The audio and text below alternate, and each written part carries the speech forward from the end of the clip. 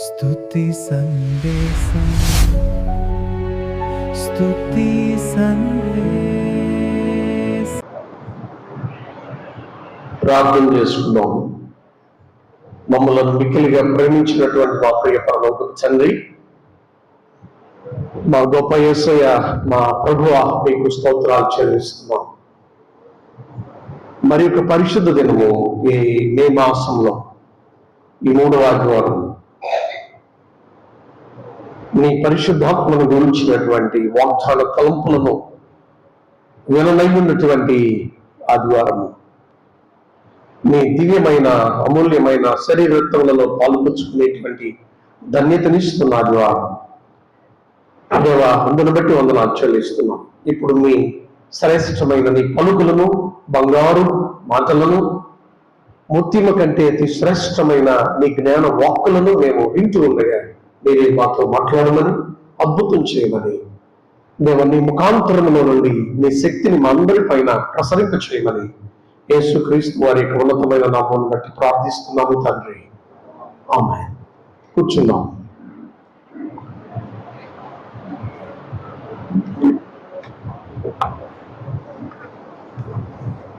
దేవునికి స్తోత్రములు. ప్రభునందు ప్రియమైనటువంటి వారా, ప్రియమైనటువంటి దేవుని సంగమా, కూడి వచ్చినటువంటి ప్రియమైనటువంటి వాళ్ళారా, మీ అందరికీ కూడా ఈ మార్నింగ్ మన ప్రభువును ప్రియరక్షకుడైన యేసు క్రీస్తు వారైనటువంటి విమోచకుడైన మరి ఆయన యొక్క నామంలో మీ అందరికి కూడా ప్రేమపూర్వకమైనటువంటి స్వాగతాన్ని మీ అందరికి కూడా అందిస్తూ, చాలా మార్నింగ్ 9 o'clock ఒక విధమైనటువంటి వేడిని మనము బయట చూస్తున్నాం. మీ సిద్ధపాటును బట్టి నేను దేవుణ్ణి స్తుతిస్తూ, ఆయన సన్నిధికి విచ్చేసిన మిమ్మల్ని అందరినీ స్వాగతిస్తూ పేరు పేరున శుభములను మీ అందరికీ తెలియజేస్తా ఉన్నాను. మీ అందరికీ వందనాలు.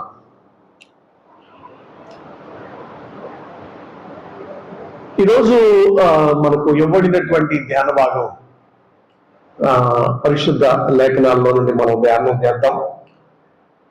మనకు ఇవ్వబడినటువంటి ఆల్మానిక్ ప్రకారం మన యొక్క ధ్యానాంశం ఏమిటంటే holy spirit promise of the indwelling presence అనేటువంటి ధ్యానాంశం ఇవ్వబడింది. అంతర్యామి అయిన పరిశుద్ధాత్మను గురించినటువంటి వాగ్దానం. ఈరోజు ప్రియులారా, ఈ పరిశుద్ధాత్మను గురించినటువంటి ఆయన చేసినటువంటి వాగ్దానాన్ని గురించి, ఆ తలంపులను గురించి ఫ్యూ మినిట్స్ మనం విందాం. అపోస్తలుల కార్యాల్లో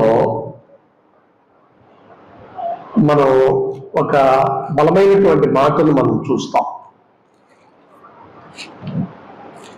లూకా గారు రాసినటువంటి మనం ధ్యాన భాగంలోకి వెళదాం. అపోస్తలుల కార్యములు, బుక్ ఆఫ్ యాక్ట్స్, చాప్టర్ 1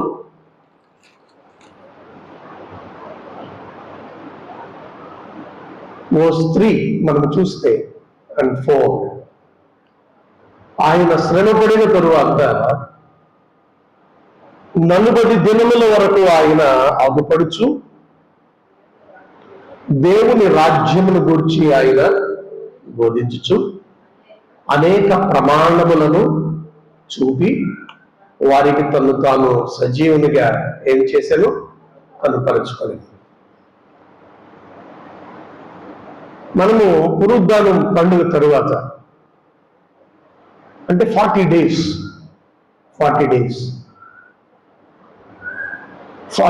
వరకు ఆయన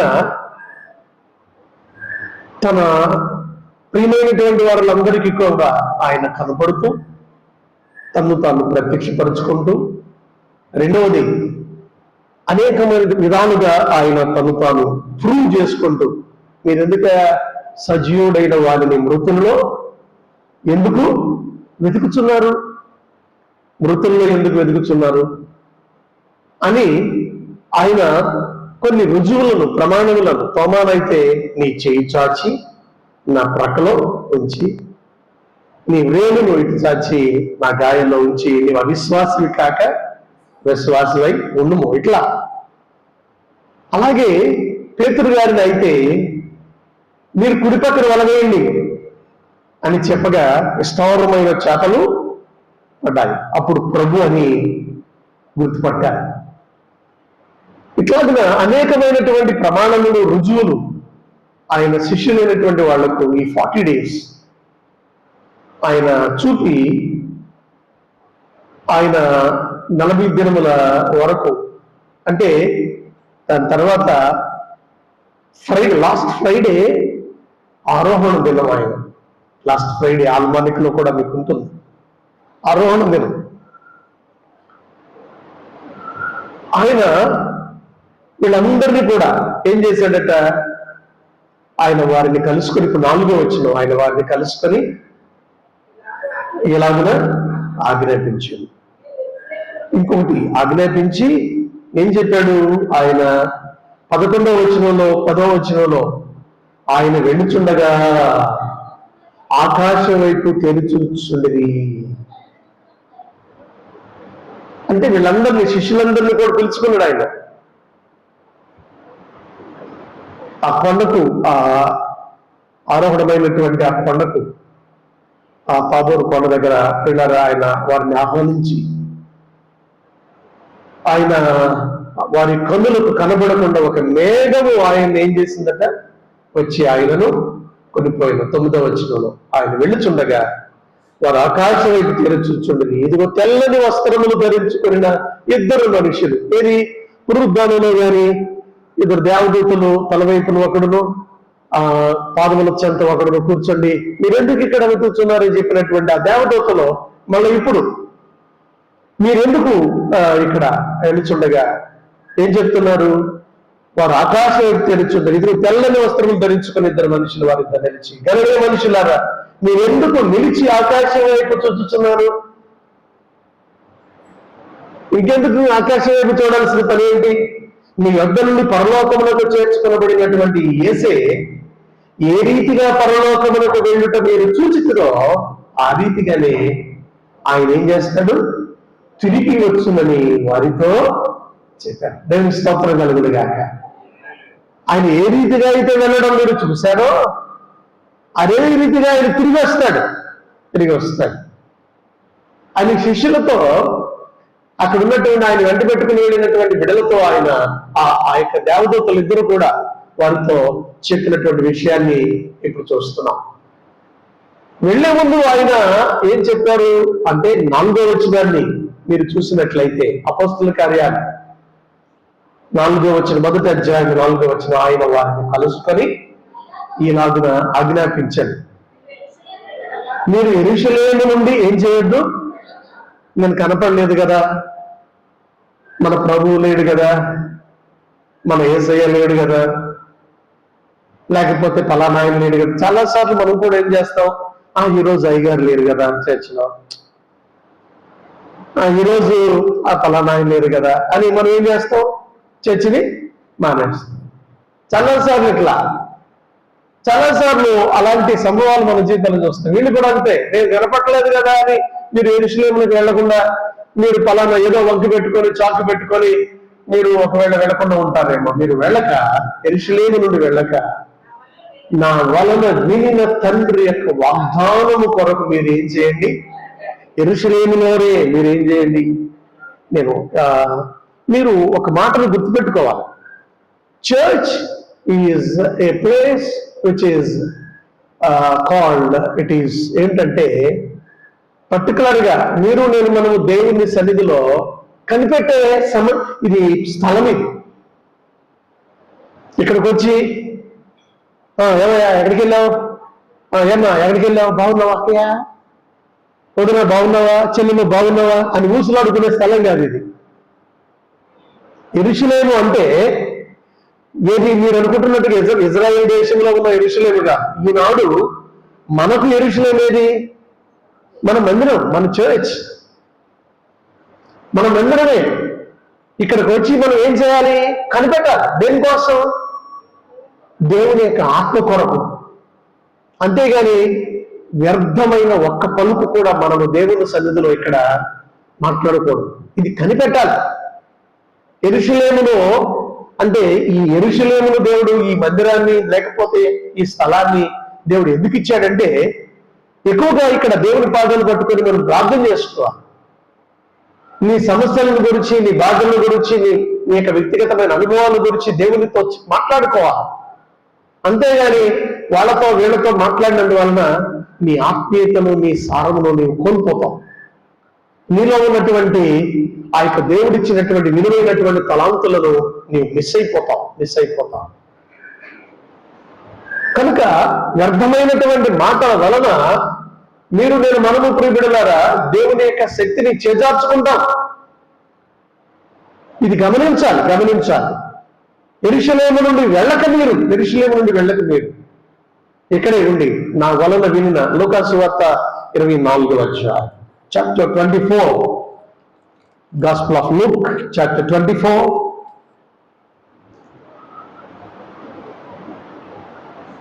verse 49. ఇదిగో నా తండ్రి వాగ్దానము చేసినది మీ మీదికి పంపుచున్నాను. మీరు పైనుండి శక్తిని పొందే వరకు పట్టణంలో ఏం చేయండి? మీరు అక్కడేమో కనిపెట్టండి అన్నాడు. ఇక్కడేమన్నాడు? నిలిచి ఉండండి. You stand there, you wait upon there. మీరు అక్కడ నిలిచి ఉండండి, మీరు కనిపెట్టండి, నిలిచి ఉండండి. ఏంటి? నా తండ్రి వలన వాగ్దానము చేసినటువంటి ఆ యొక్క వాగ్దానం. ఏంటి ఆ వాగ్దానం? ఆయన ఏ వాగ్దానం చేశాడు?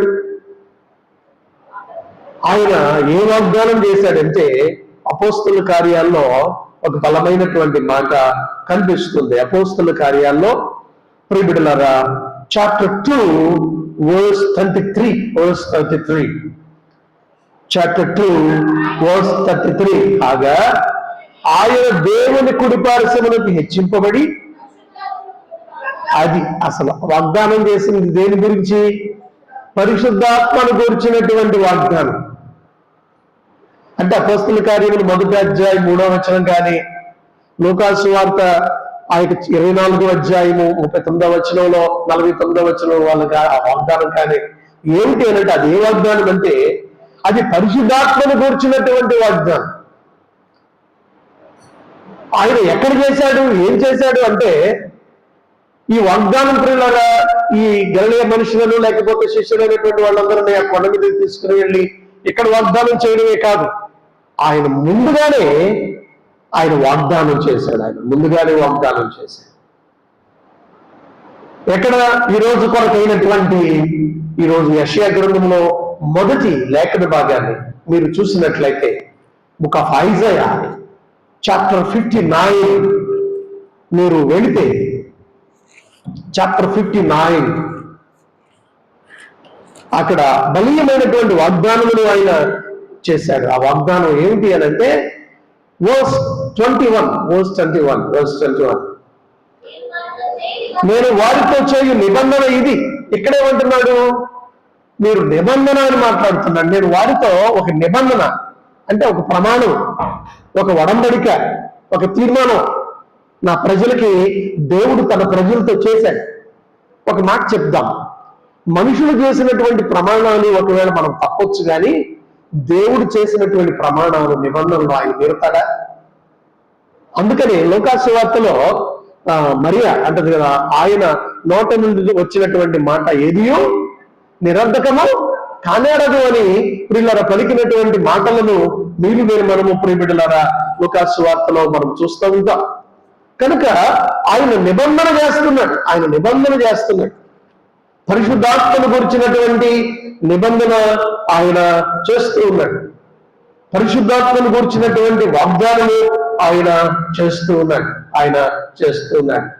ఆ వాగ్దానమును ఇక్కడ తెలియజేస్తున్నాడు. ఏంటి ఆ నిబంధన అంటే నీ మీద ఉన్న ఆత్మ. ఎవరి మీద? పర్టికులర్ గా ఈ మాట అందరూ ఒకసారి బైబిల్ తెరిచి చదువుదాం. నీ మీద ఉన్న ఆత్మ. ఇక్కడ అంటే ఇక్కడ ఈ పాఠం దేవుని యొక్క వాక్యం చదువుతున్నటువంటి ప్రతి ఒక్కరు వాళ్ళ మీద, నీ మీద అనే పదం, నీ మీద, ఎవరికి వాళ్ళని పర్సనల్ గా అప్లై చేసుకోవాలి. నీ మీద ఉన్న నా ఆత్మ, నేను నీ నోట ఉంచిన మాటలు. అంటే దేవుడు మన నోటిని ఎందుకు ఇచ్చాడు అని అంటే, అందుకనే మత్తయి సువార్తలోను లూకా సువార్తలు అంటాడు, మీరు మాట్లాడే ప్రతి మాటల గురించి దేవునికి ఏం చేయాలి? లెక్క అప్పగించాలి. దేవుడు మనకు నోటినిచ్చింది ఎందుకోసం అంటే, ఎడాపెడా అడ్డుగడ్డాలుగా ఏది పడితే అది మాట్లాడేయడానికి కాదు. ప్రతి మాటను బట్టి దేవుడు నిన్ను నన్ను మనల్ని విమర్శనానికి తీసుకొస్తాడు, తీర్పులోనికి తీసుకొస్తాడు. దేవుడికి లెక్క అప్పగించవలసినటువంటిదిగా ఉంది. అందుకనే ఇక్కడ నీ నోట ఉంచిన మాటలు, మన నోట ఆయన మాటలే రావాలి, ఆయన మాటలే రావాలి.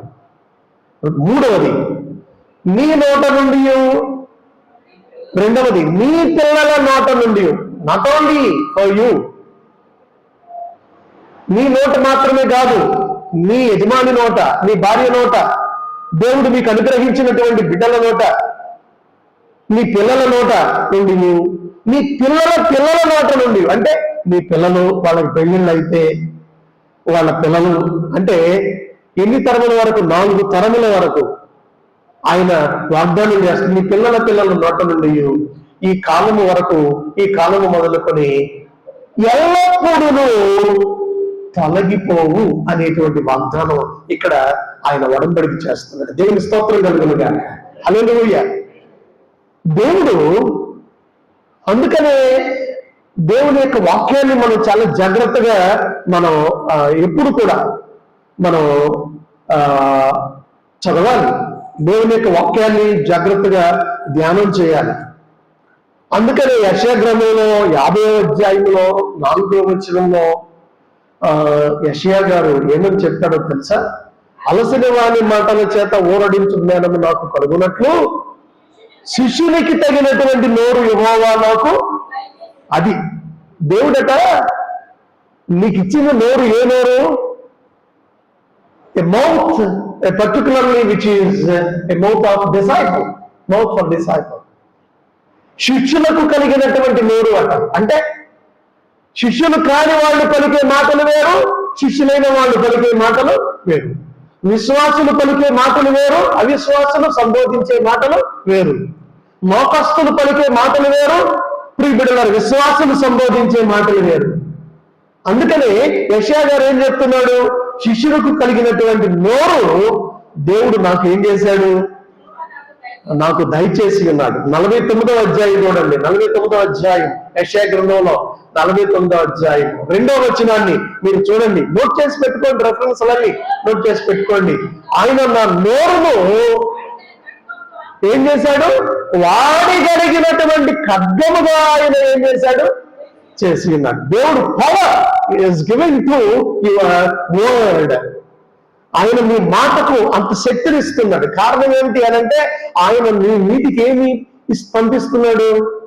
పరిశుద్ధాత్మను పంపిస్తున్నాడు. అంటే పరిశుద్ధాత్మ చేత నింపబడినటువంటి వాడవై నీవు, నేను, మనము ఏ మాట మాట్లాడినా అది వాడి అయినటువంటి ఒక షార్ప్ గా ఉన్నటువంటి ఖడ్గము లాంటి పదాలను నీవు నీ నోట నుండి రావడానికి, అంటే అట్టని నువ్వు మాటలతో ఇతరుల్ని చంపేయాలని కాదు, ఇతరులను హతమార్చాలని కాదు.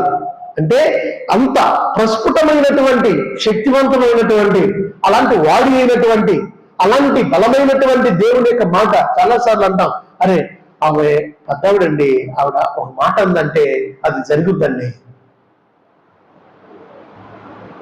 పూర్వం ప్రియులారా, అలనాడు మన యొక్క దేవుని బిడ్డలుగా, దేవుని యొక్క సాధనాలుగా పిలువబడినటువంటి వాళ్ళు, వాళ్ళ నోట ఏదైతే వచ్చిందో ఆ మాట ఏం చేయబడేది? నెరవేర్చబడేది. అందుకనే అక్కడేమో శిష్యులకు తగిన నోరు అన్నాడు, ఇక్కడేమో నా తల్లి ఒడిలో నన్ను పెట్టినది మొదలుకొని ఆయన ఏం చేశాడు?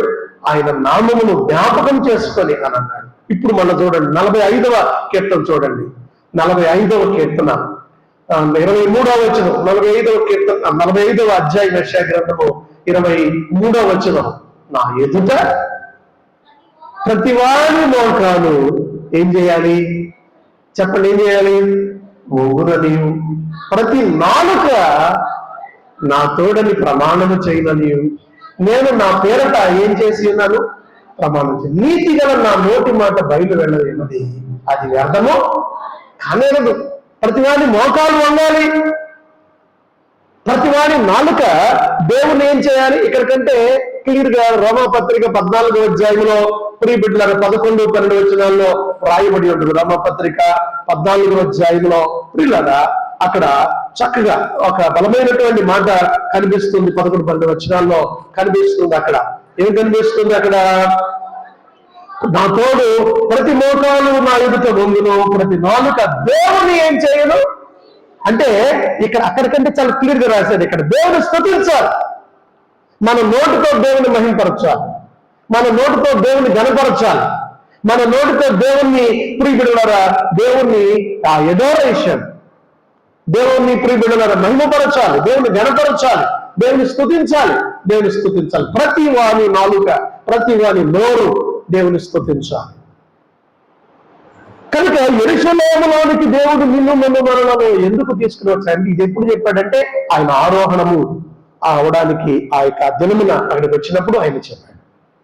ఈరోజు ఏంటంటే ఆరోహణం తర్వాత ఆదివారం ఉంది, పునరుద్ధానం తర్వాత 6వ ఆదివారం.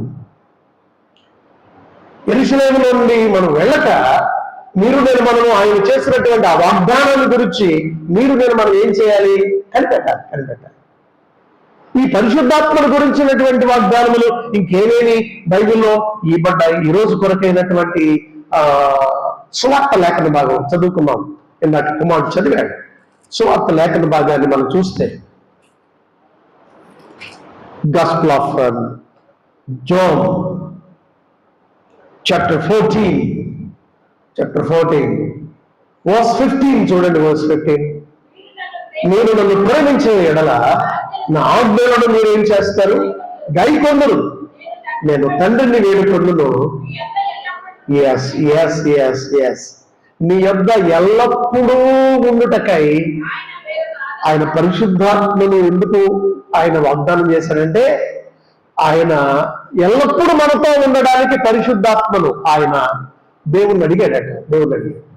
ఎల్లప్పుడూ అంటే నీ యెరూషలేములో మాత్రమే కాదు, నీ ఇంటికి వెళ్ళిన తర్వాత, అది చర్చిలో అక్కడ కాబట్టి మనం ఏదో విధంగా మాట్లాడుకున్నాం, మరి ఇంటికి వెళ్ళిన తర్వాత పర్వాలేదు అనమాట. కాబట్టి మన ఇష్టానుసారంగా మనం మాట్లాడుకోవచ్చు, ఏది పడితే అది మాట్లాడుకోవచ్చు, మనం ఏది పడితే అది చేయొచ్చు.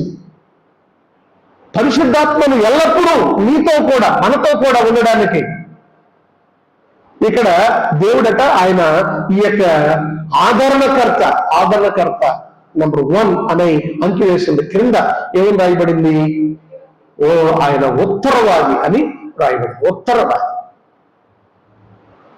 ప్రక్కన సత్యస్వరూపి అగుటకై ఆత్మను నీకు ఏం చేస్తాను? అనుగ్రహించాను. అంటే మనకు సత్యస్వరూపం అంటే దాని యొక్క భావం ఏమిటంటే సాతానుడు మానవాళిని ఏం చేశాడంటే ఆయన యొక్క ఆజ్ఞను ధిక్కరించడం ద్వారా ఒక అబద్ధపు రూపాన్ని, సాతానుడు దేవుని యొక్క రూపాన్ని పోగొట్టేశాడు. పరిశుద్ధాత్ముడి ద్వారా మళ్ళా తిరిగి ఒక దైవికమైనటువంటి స్వరూపాన్ని దేవుడు నీకు నాకు మనవాళ్ళకి ఇవ్వడానికి దేవుడు ఆయన సత్య స్వరూపేడు ఆత్మను ఆయన నీకు ఏం చేస్తున్నాడు? ఆయన నీకు అనుగ్రహిస్తున్నాడు. తర్వాత చూడండి అక్కడ 17వ వచనం, లోకము ఆయనను, నువ్వు లోక సంబంధం అయితే, లోకస్త్రాలు అయితే, నువ్వు మానవసు పొందకపోతే, రక్షించబడకపోతే, పరిశుద్ధాత్మను గురించినటువంటి ఆ యొక్క అనుభవం నీకు తెలియలే. ఈ పాస్టర్ గారు, ఈ ప్రార్థనకి వెళ్ళే వాళ్ళు, ఈ పిచ్చి పెట్టిన వాళ్ళు ఎట్టాగే మాట్లాడతారులే అనుకుంటారు. వీళ్ళకి అర్థం కాదు పరిశుద్ధాత్మని గురించి. లోకము ఆయన చూడదు, ఆయన్ని ఎరుగదు కనుక ఆయనను అంటే పరిశుద్ధాత్మను వాళ్ళు పొందలేరు, పరిశుద్ధాత్మను వాళ్ళు రిసీవ్ చేసుకోలేరు, పరిశుద్ధాత్మ చేత వాళ్ళు నింపబడలేరు. ఎందుకంటే వాళ్ళు లోకస్తులు కనుక, మారుమనసు పొందిన వాళ్ళు కనుక, లోకముతో కలిసిపోయిన వాళ్ళు కనుక లోకముతో మిళితమైపోయినటువంటి వాళ్ళు కనుక లోకము ప్రియబిడలారా ఆయనను పొందలేరు. మీరు ఆయనను ఎరుగుదురు అంటే ఎవరైతే ప్రియులరా ఆయనను విశ్వసించినటువంటి వాళ్ళుగా ఉంటారో, ఎవరైతే ఆయనను అంగీకరించినటువంటి వాళ్ళుగా ఉంటారో, ఆయన మాట విని లోబడి ఆయన సన్నిధిలో కనిపెడుతూ విధేయులై ప్రార్థన చేసుకునేటువంటి దీనులుగా ఉంటారో ప్రియులరా, ఆయన వారికి ప్రియబిడలరు ఏం చేస్తాడు? ఆయన పరిశుద్ధాత్మను ఆ యొక్క గుర్తించేటువంటి దైవికమైనటువంటి అనుభవాన్ని దేవుడు వారికి ఇస్తాడు. ఆయన మీతో కూడా నివసించును, మీలో ఉంటాడు. అంటే ఇప్పుడు మనలో ఎవరుంటారు? పరిశుద్ధాత్మ. హల్లెలూయా. పైన ఏం రాయబడింది? ఎల్లప్పుడూ ఉండడానికి. ఎక్కడ ఉండడానికి? మనలో ఉండడానికి. హల్లెలూయా. చెప్పాలి, ఎవరిలో ఉండడానికి? అయ్యారండి మా ఇంట్లో కనీసం పీస్ ఆఫ్ మైండ్ లేదా అయ్యారు, సమాధానం లేదా అయ్యారు, సంతోషం అంటే అర్థం ఏంటి? మీ ఇంట్లో నీలో ఏమి లేదన్నమాట, పరిశుద్ధాత్మ లేదు. నువ్వు పరిశుద్ధాత్మ చేత లోకము ఆయనను చూడదు, లోకము ఆయనను పొందలేరని చెప్పారు కదా. అంటే నువ్వు లోకస్తురాలవై ఉంటే నీ పరిశుద్ధాత్మ యొక్క ఆ యొక్క ప్రభావమును రుచిని నీవు రుచించలేవు, పొందలేవు. ఆయన ఎల్లప్పుడూ మనతో కూడా మనలో ఉండి ఆయన సత్య స్వరూపాన్ని ప్రసాదించడానికి ఈ పరిశుద్ధాత్మను దేవుడు ఆయన ఏం చేశాడట? మనకు ఆయన వాగ్దానం చేశాడు. కనుక ఆ పరిశుద్ధాత్మ కోసమై మీరు యెరూషలేము నుండి వెళ్ళక యెరూషలేములోనే నిలిచి ఉండి మీరు ఏం చేయండి? కనిపెట్టండి. వచ్చేటువంటి ఆదివారము పెంతెకొస్తు పండుగ. వచ్చేటువంటి ఆదివారం అంటే 50వ రోజు కదా. కనుక ఈ 40 days వరకు ఆయన ఇక్కడే కనపడుతూ ఉన్నాడు. ఆయన వీళ్ళకి పరీక్ష పెట్టాడు. వీళ్ళకి మీరు యెరూషలేములో నిలిచి ఉంటారా, నిలిచి ఉండరా? ఆఖరికి చేపలు పడ్డానికి వెళ్ళిపోయినటువంటి పేతురును కూడా వెనక్కి తీసుకొచ్చేసాడు. నేను ఆయన గాయాల్లో వేలు పెట్టితే గాని నేను ఆయన ప్రభువుని చూడమని ఎంత పగలబాలాడినటువంటి తోమను కూడా అతన్ని వెనక్కి తీసుకుని వచ్చి నిలబెట్టాడు. శిష్యులందరినీ కూడా ఆయన తిరిగి నిలబెట్టి వాళ్ళందరినీ ఇప్పుడు మనం అసలు వాళ్ళకు మళ్ళా ఛాలెంజ్ ఇస్తున్నాడు. మీరు వెళ్ళవద్దు మాట వినండి, చెదిరిపోవద్దు.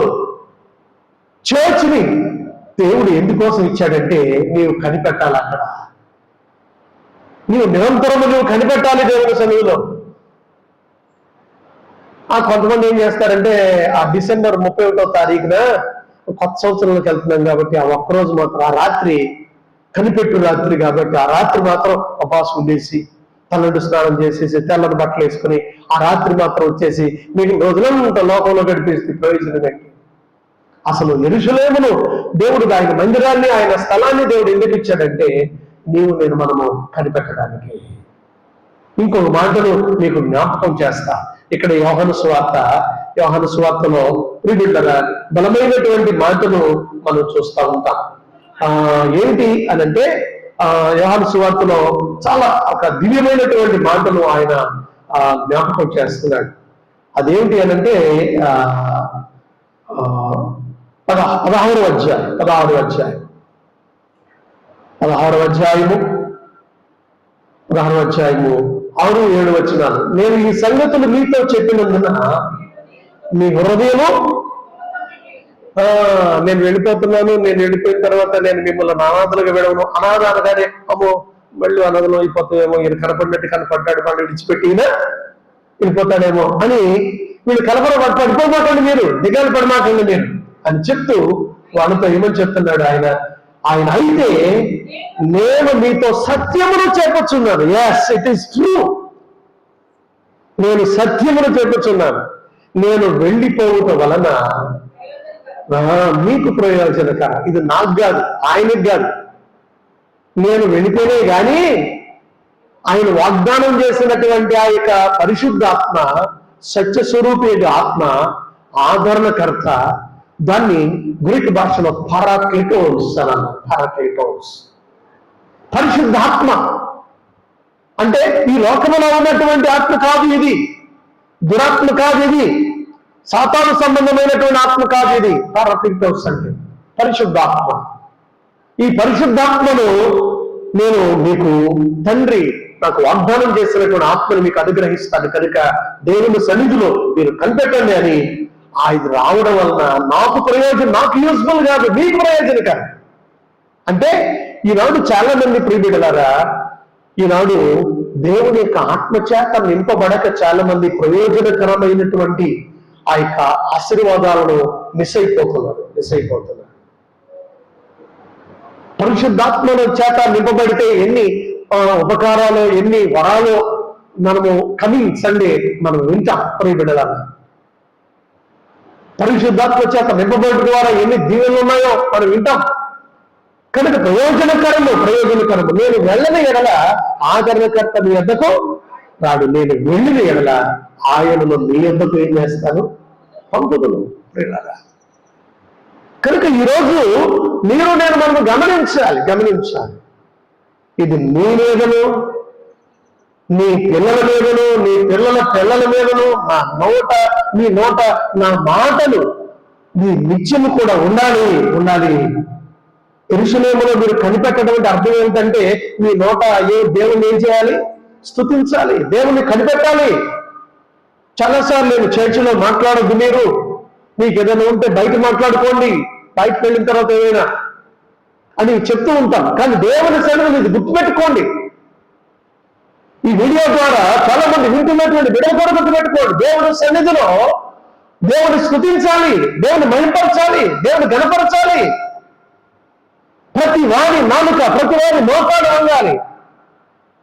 దేవుని నామాన్ని ఘనపరిచేటువంటి వాళ్ళ మీద నేను మనం ఉండాలి. అపోస్తుల కార్యాల్లో ఇంకో మాటలు మీకు జ్ఞాపకం చేస్తాను చూడండి. అపోస్తుల కార్యముల గ్రంథము 2వ అధ్యాయము 39వ వచనం. ఈ వాగ్దానం ఏ వాగ్దానం? పరిశుద్ధాత్మను గురించిన వాగ్దానం. ఈ వాగ్దానం మీకును, చూడండి, ఈ వాగ్దానం ఎవరికో కాదు, మీకును, మీ పిల్లలకును, అంటే చర్చకొచ్చే వాళ్ళకే కాదు,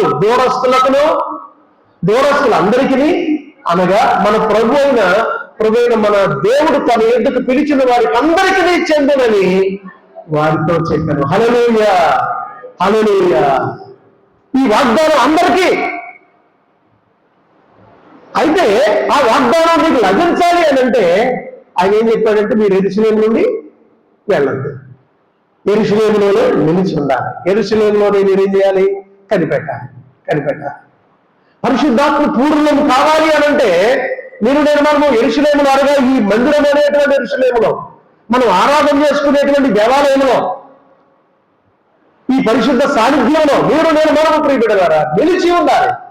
స్టేబుల్డ్ మైండ్, స్థిరత్వాన్ని కలిగి ఉండాలి. ఒక మాట ఇచ్చి దాన్ని నెరవేర్చాలి. అస్థిరత్వాన్ని కలిగి ఉండకూడదు, దానిని రూఢిపరచాలి, దాన్ని నెరవేర్చాలి. మనం చేయాలి. ఏం చేయాలి అంటే వ్యర్థమైన మాటలు కాదు, దేవుని మనం ఏం చేయాలి, స్తుతించాలి, మహిమపరచాలి, ఘనపరచాలి. ప్రియులారా, అప్పుడు ఏం జరుగుతుంది? బైబిల్లో ప్రియబిడ్డలారా ఇంక ఇవే కాదు, ఆయన చాలా బలమైనటువంటి వాగ్దానాల్ని దేవుడు ప్రియబిడ్డలకు ఇచ్చాడు. యెషయా గ్రంథము 44వ అధ్యాయంలో ఒక బలమైనటువంటి వాగ్దానాన్ని ఇచ్చాడు. చూడండి, యెషయా గ్రంథము 44వ అధ్యాయము ఆయన ఆత్మను గురించినటువంటి వాగ్దానాన్ని ఇచ్చాడు. అందరూ బైబిల్ ఒకసారి తెరవండి. యెషయా గ్రంథము 44వ అధ్యాయము 3వ వచనం. 44వ యెషయా గ్రంథము 44వ అధ్యాయం 3వ వచనం. నేను దప్పిక గలవాని మీద దప్పిక గలవాని. ఏ దప్పిక కావాలి? చెప్పండి, ఏ దప్పిక కావాలి? కొంతమందికి రకరకాల దప్పికలు ఉంటాయి. లోక సంబంధమైన దప్పికలే, లోక సంబంధమైనటువంటి దాహం, లోక సంబంధమైనటువంటి ఈ దాహార్తిని కలిగినటువంటి వాళ్ళుగా ఉంటారు. ఇక్కడ ఈ దప్పిక ఏమిటంటే ఆధ్యాత్మికమైన పరిశుద్ధాత్మను గురించినటువంటి దప్పిక. నేను దప్పిక కలిగినటువంటి వాడి మీద ఏ నేలను ఇందాక పాట పాడాం జీవనదిని. ఒకసారి కాడి ఉన్నానా? ఒకసారి ఏం పాట పాడాం? జీవనదిని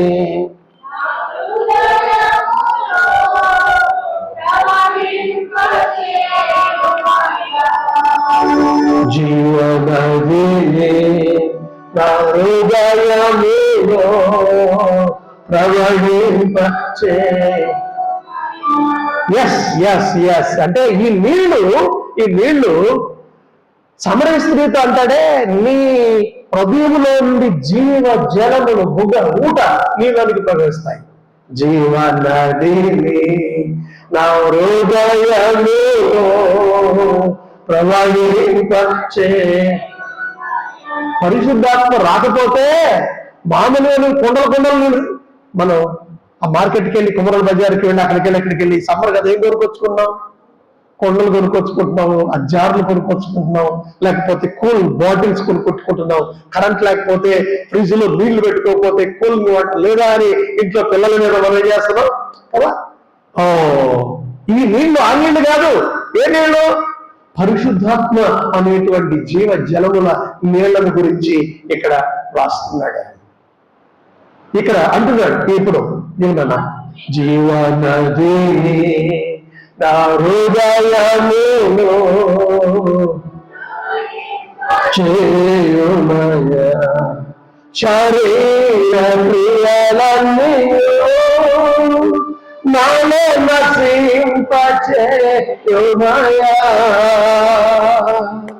శరీర క్రియలన్నీ నాలో నశింపచేయుమయ జీవనదిని నా హృదయములో ప్రవహింపచే. చర్చికి వచ్చింది దేనికోసం అంటే, అయ్యా నా హృదయంలో నా జీవితంలో జీవనదిని ప్రవహింపచేయ్యా. నా బ్రతుకులో, నా ఇంటిలో, నా యొక్క బిడ్డల్లో, నా భార్యలో, నా భర్తలో, నాలో నీ జీవనదిని ప్రవహింపచేయ్యా. ఎండిన ఎముకలన్నీ తిరిగి జీవింపచేయుమయా. అందరూ పడతాం. ఎండిన ఎముకలన్నీ తిరిగి జీవింపచేయుమయా జీవనదిని నా హృదయములో ప్రవహింపచేయుమయా. తర్వాత బలహీన సమయములో, అరే నిన్ను ఆ షుగర్ పీడిస్తుంది, నీ మోకాళ్ళ నొప్పులు పీడిస్తుంది, హార్ట్ ప్రాబ్లం పీడిస్తుంది, నీలో చెప్పుకోలేనటువంటి రోగాలు నిన్ను పట్టి పీడిస్తున్నాయి, మంచం మీద నుండి నిన్ను లేవలేకుండా మంచం మీద నిన్ను పడేస్తున్నాయి. బలహీన సమయములో నీ బలము ప్రసాదించుమో. బలహీన సమయములో నీ బలము ప్రసాదించుమో. జీవనదిని నా హృదయము. 5వ వచనం, కష్టాలలో ఉండగా మా కన్నీరు. ఇదేంటదయ్యా, నువ్వు మా కుటుంబాలు కట్టింది ఆశీర్వాదాలు, శాశ్వత జీవం అక్కడ ఉండాలని మా కుటుంబాన్ని కట్టి మంచి భర్తనిచ్చి, భార్యనిచ్చి, బిడ్డలనిచ్చి, మంచి ఇల్లు ఇచ్చి, సంసారాన్ని ఇచ్చి ఇల్లు చేస్తే మా కుటుంబంలో ఎప్పుడు చూసిన కష్టాలేదయ్యా, వచ్చిన జీతం చాలట్లేదయ్యా, చాలా దుర్భరమైన పరిస్థితి అయ్యా, చిల్లు సంచులో వేసినట్లు అయిపోతుందయ్యా, భార్యాభర్తల మధ్యలో అసమాధానమయ్యా, బిడ్డలకి తల్లిదండ్రుల మధ్యలో అసమాధానమయ్యా, ఎన్నో ఆ కష్టాలు, నిట్టూర్పులు, బాధలు. కష్టాల సమయములో మా కన్నీరు తుడుమయా. అందరూ కష్టాల సమయములో మా కన్నీరు తుడుమయా.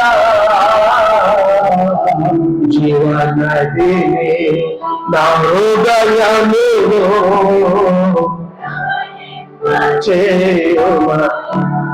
నాగన్న అనేటువంటి ఆయన ఈ పాట రాశాడు. నాగన్న అనేటువంటి ఆయన ఈ పాటను రాశాడు. జీవనదిని ఒకప్పుడు ఆయన మారుమనసు పొందకమునుపు ఆ పరిశుద్ధాత్మ యొక్క ఆ శక్తి ఏంటో, రుచి ఏంటో, ఆ ప్రభావం ఏంటో తెలియడానికి ఆయన రక్షించబడిన తర్వాత ఆ పరిశుద్ధాత్మలో ఉన్నటువంటి ఆ టేస్ట్ ఏంటో ఆయన రుచి చూచాడు. ఆయన రుచి చూచి మీరేం చేయండి, తెలుసుకోండి తెలుసుకోండి తెలుసుకోండి. ఆ రుచి చూచి ఇప్పుడు రాస్తున్నాడు ఆయన.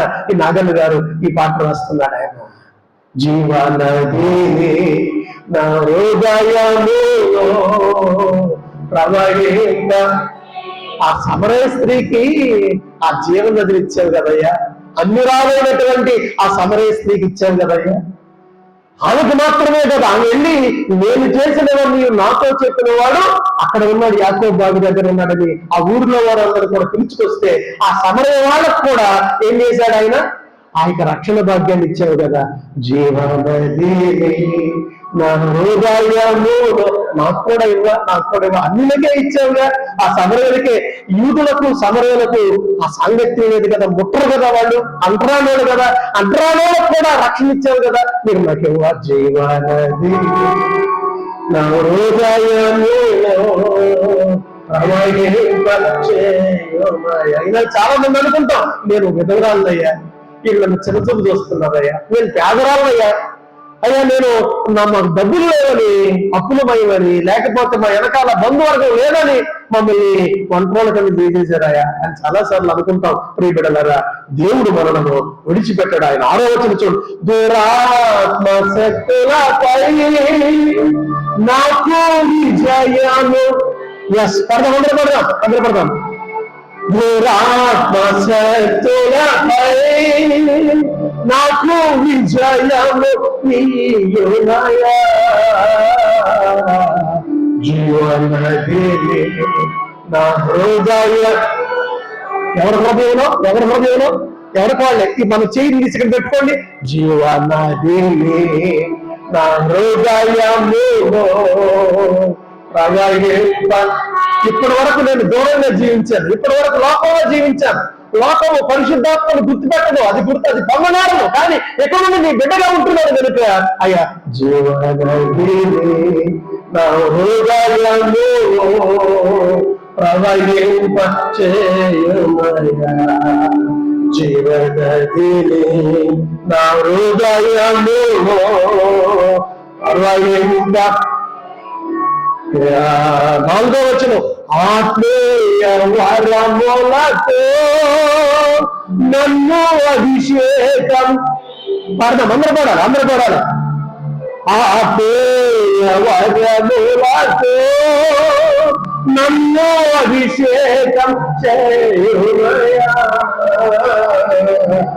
జీవనది నా హృదయ.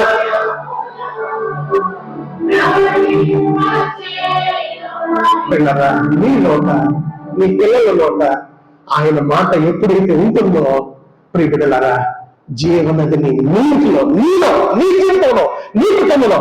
ఎందుకనంటే అక్కడ ఈ నిబంధన తొలగిపోదు. ఇక్కడ మీకు ఒక మాటను మీకు జ్ఞాపకం చేస్తా. యెషయా గ్రంథం 59వ అధ్యాయంలో ఆ 21వ వచనం, 59వ అధ్యాయంలో ఆ యొక్క 21వ వచనం చివరిలో, అది ఎందుకు ఆ మాటను మీకు చెప్తున్నానంటే,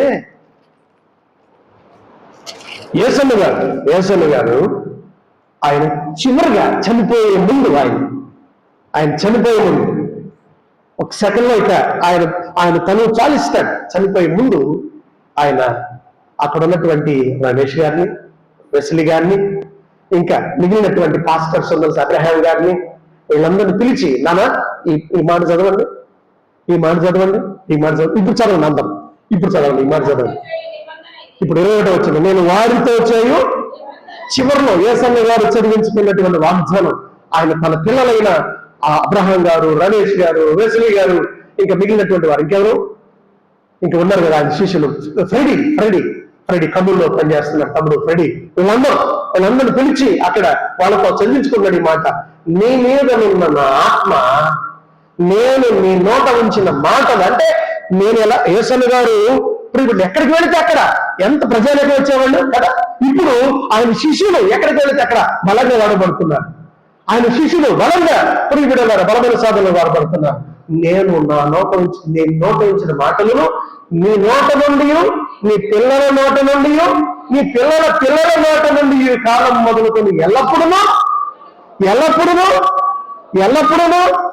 ఇవాళే కాదు